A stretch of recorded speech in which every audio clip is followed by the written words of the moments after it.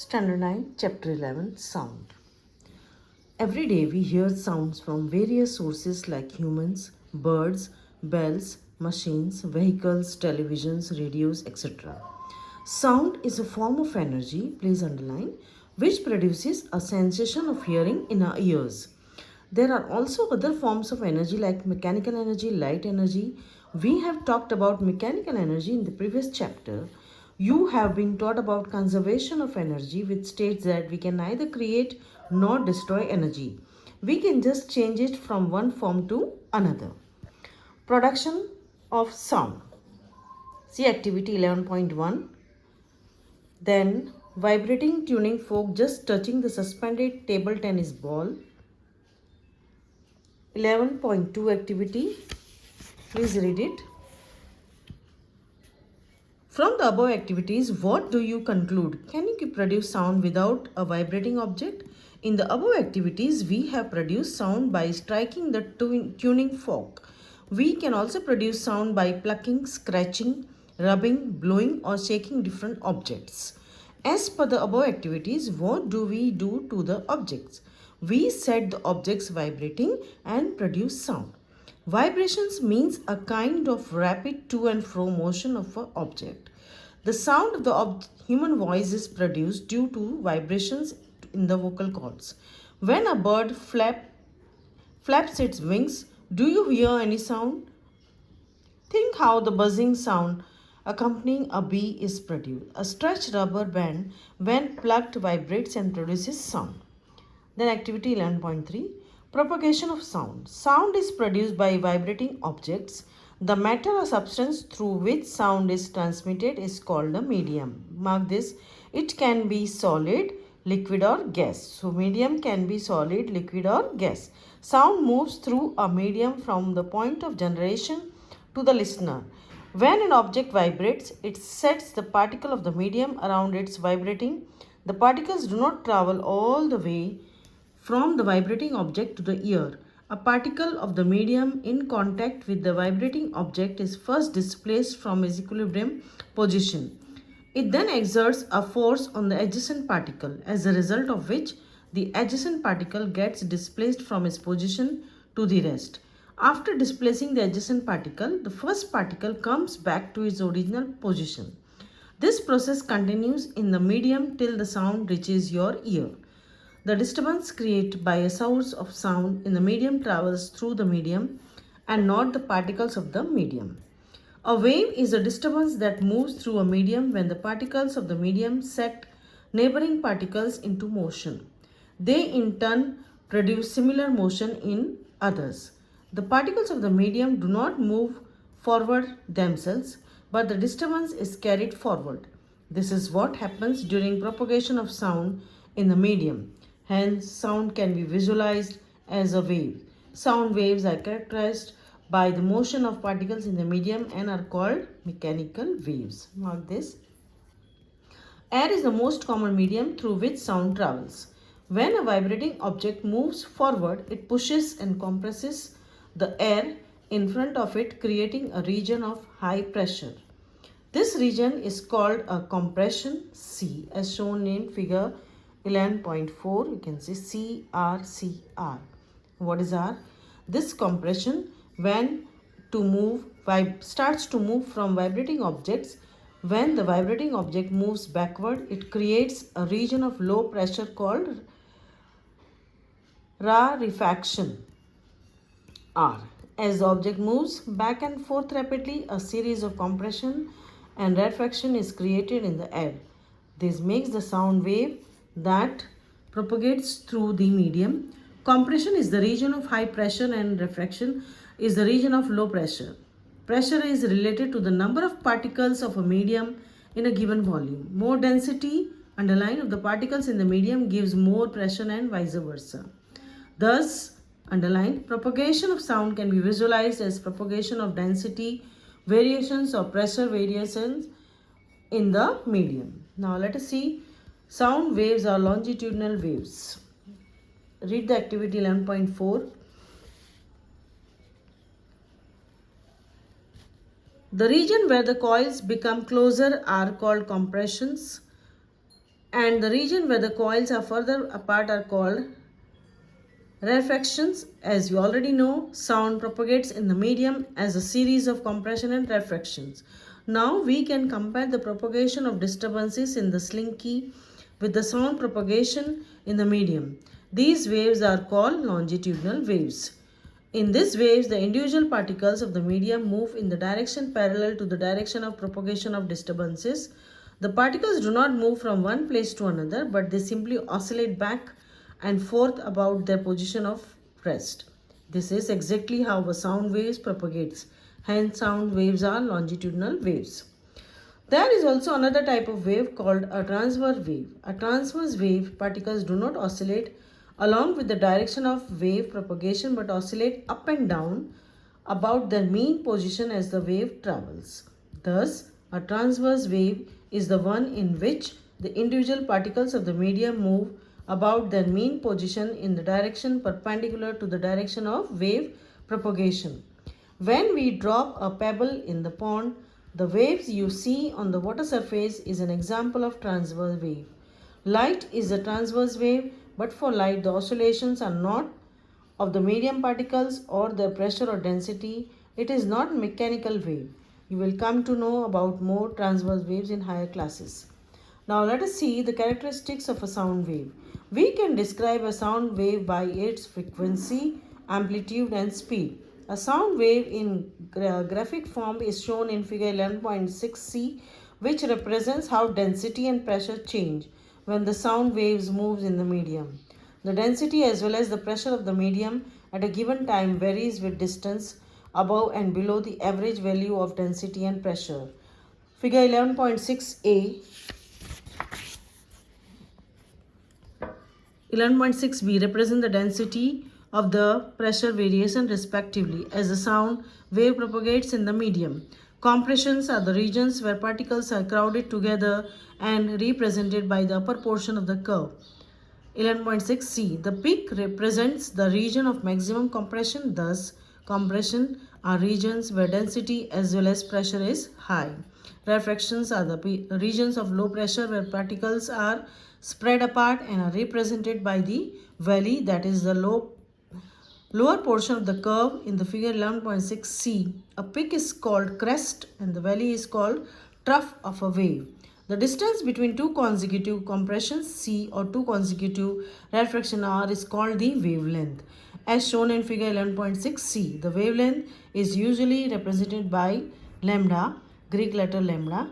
Its standard unit is meter. You can see figure 11.6, density of pressure, pressure variation, formation of C and R.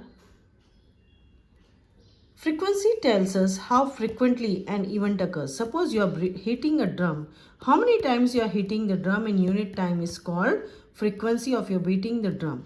We know that when sound is propagated through a medium, the density of the medium oscillates between the maximum value and the minimum value. The change in density from maximum value to minimum value, then again to the maximum value, makes one complete oscillation. The number of such oscillations per unit time is the frequency of the sound wave. If we can count the number of compression and refraction that crosses per unit time, we will get the frequency of the sound wave. It is usually represented by V nu, Greek letter nu. Its standard unit is Hertz, Hz. The time taken by two consecutive compressions or refractions to cross a fixed point is called time period of the wave. In other words, we can say that time taken for one complete oscillation is called time period of the sound wave, represented by capital T. Standard unit is second. Frequency and time period are related as nu is equal to 1 upon T. A violin and a flute may be played at the same time in an orchestra. Both sounds travel to the same medium, that is air, and arrive at our ear at the same time. Both sounds travel at the same speed irrespective of the source, but the sounds we receive are different. This is due to the different characteristics associated with the sound. Pitch is one of the characteristics. How the brain interprets the frequency of an emitted sound is called its pitch. The faster the vibration of the source, the higher the frequency and higher is the pitch as shown in the figure. Thus, a high-pitched sound corresponds to more number of compressions and rarefactions passing a fixed point per unit time. Objects of different sizes and conditions vibrate at different frequencies to produce sound of different pitch. The magnitude of the maximum disturbance of the medium on the other side of the mean value is called its amplitude. Underline. It is usually represented by letter A. See figure 11.7. Low pitch sound has low frequency and high pitch sound has high frequency. The loudness or softness of a sound determined basically by its amplitude. The amplitude of the sound wave depends on the force with which an object is made to vibrate. If we strike a table lightly, we hear a soft sound because we produce a sound wave. Soft sound has small amplitude, louder sound has large amplitude. See the figure 11.8. Of less energy, if we hit the table hard, we hear a louder sound. The quality or timbre of sound is the characteristic which enable us to distinguish one sound from another having the same pitch of loudness. The sound which is more pleasant is said to have is of rich quality. A sound of single frequency is called a tone. The sound which is produced due to mixture of several frequencies is called a note, and it's pleasant to listen to. Noise is unpleasant to the ear. Music is pleasant to hear and is of rich quality. Speed is equal to distance upon time, and put the values. See, nu is equal to lambda. 1 upon t is nu. So v is equal to lambda into nu. Speed is equal to wavelength into frequency. The speed of sound remains almost the same for all the frequencies in a given medium under same physical conditions. Example 11.1. Frequency is given to us, lambda is given. We know that speed v is equal to wavelength into frequency. Put the values and you get the answer. The sound will take 2.1 second to travel a distance of 1.5 kilometer. The amount of sound energy passing each second through unit area is called intensity of sound. We sometimes use the term loudness, intensity interchangeably, but they are not the same. Loudness is a measure of the response of the ear to the sound. Even when two sounds are of equal intensity, we may hear one as louder, other simply because our ear detects it's better. Speed of sound in different media. Sound propagates through a medium at a finite speed. The sound of a thunder is heard a little later than the flash of a light is seen. So we can make out the sound travels with a speed which is much less than the speed of light. The speed of sound depends on the properties of the medium through which it travels. The speed of sound in a medium depends on the temperature of the medium. So you can see the table 11.1, speed of sound in different media at 25 degrees Celsius. Now we come to reflection of sound. Sound bounces off a solid, a liquid like a rubber ball bounces off a wall. Like light, sound gets reflected at the surface of the solid or liquid and follows the same laws of reflection as you have studied in earlier classes. Figure 11.9. Echo. You must have heard this word, echo. If we shout or clap near a suitable reflecting object such as a tall building or a mountain, we will hear the same sound again a little later. This sound which we hear is called an echo. The sensation of the sound persists in our brain for about 0.1 second. To hear a distinct echo, the same interval between the original sound and the reflected one must be at least 0.1 second. If you take the speed of sound to be 344 meter per second at the given temperature, say 22 degrees Celsius in air, the sound must go to the obstacle and reach back to the ear listener on reflection after 0.1 second. Now, reverberation, a sound created in big hall will persist by repeated reflections from the walls until it is reduced to a value where it is no longer audible. The repeated reflection that results in this persistence of sound is called reverberation. Please mark it. In an auditorium, a big hall, excessive reverberation is highly undesirable. So to reduce this, The roofs and walls of auditorium are generally covered with sound absorbent materials like compressed fireboard, rough plaster or draperies. Okay, see the example. Uses of multiple reflection, megaphones or loud hailers, horns, musical instruments such as trumpets, Senais, all are designed to send sound in particular direction without spreading in all directions. Stethoscope is a medical instrument used for listening sounds produced within the body, mainly in the heart or lungs. Multiple reflection of sound as shown in the figure. Then third is generally the ceilings of concert halls, conference halls and cinema halls are covered so that the sound after reflection reaches all corners of the hall as shown in the figure. Sometimes a curved soundboard may be placed behind the stage so that the sound after reflecting from the soundboard spreads evenly. Soundboard used in a big hall. Range of hearing. The audible range of hearing for human beings extends from 20 Hz to 20,000 Hz. Children under the age of 5 and some animals such as dogs can hear up to 25 kHz. As people grow older, the ears become less sensitive to higher frequency sounds. Of frequency below 20 Hz are called infrasonic sound or infrasound. If we could hear infrasound, we could hear the vibrations of pendulum just as we hear the vibrations of the wings of the bee. Rhinoceros communicated using infrasound of frequency as low as 5 Hz. Whales and elephants produce sound in the infrasound sound ring. It is observed that some animals get disturbed before earthquake. Earthquakes produce low frequency infrasound before main shock waves begin, possibly alert the animals. Frequency higher than 20 kHz are called ultrasonic sound. All ultrasound. Ultrasound is produced by animals such as dolphins, bats, and forfeits.